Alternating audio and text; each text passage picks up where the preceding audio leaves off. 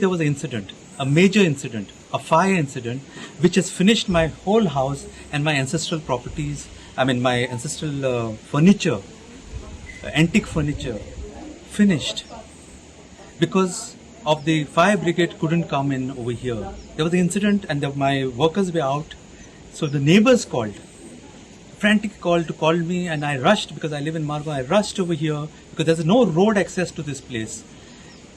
I had put a complaint against the contractors over here because they have filled up the land, broken places where there's no vehicle can come.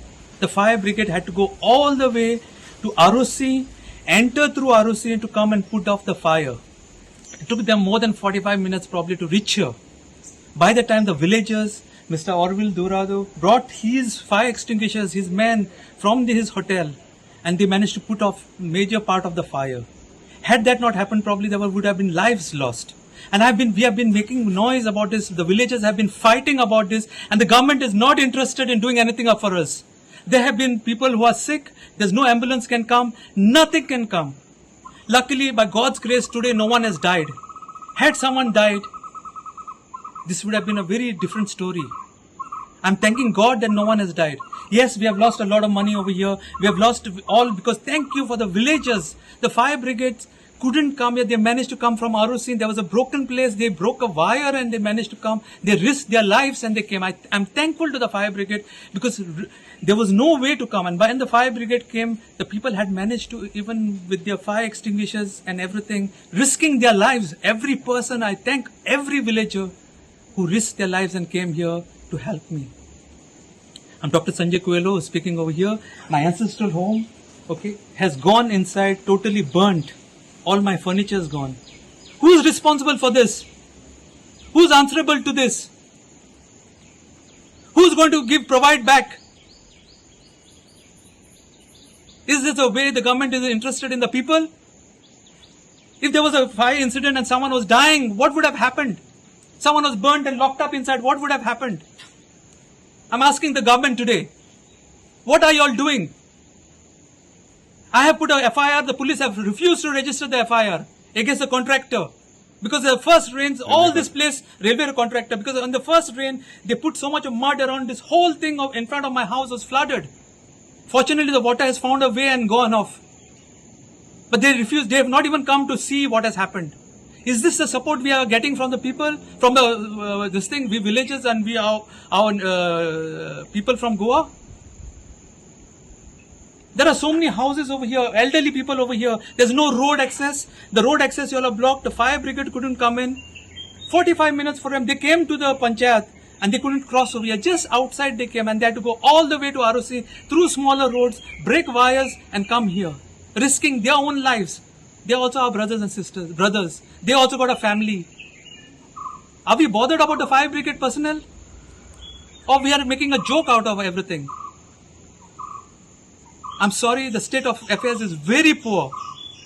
This shouldn't, we would have been able to control the fire. Had the fire brigade when it came, we would have been able to control. We had to rush. People were walking with the extinguishers, all the villages, one extinguisher, and they were coming running to put out the fire. There must have been at least 20-30 extinguishers used from your hotel, probably 23 extinguishers were used by luckily there was Mr. Dorado's restaurant, hotel was there. And because of that, we got all the extinguishers from there to put out the fire. And people risking their lives have done this.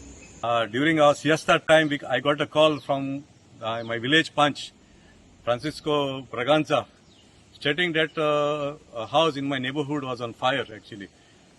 I rushed here with whatever equipment I had from my place, the fire extinguishers. And in no time we were here in about 5 minutes.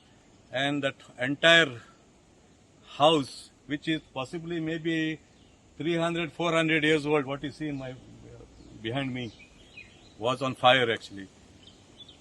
Now we reside here in a place which is called Premier Wada.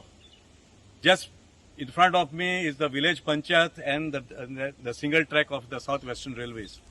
What you see on here towards my right, it was our right of way, which was used by the villagers since 1890, when the then British East India Company decided to have the single track narrow gauge for the railway line from Vasco to Kulem. Today, what we are seeing here is a catastrophe of a magnitude which we had already, we had thought about it, that this could, such an emergency could arise.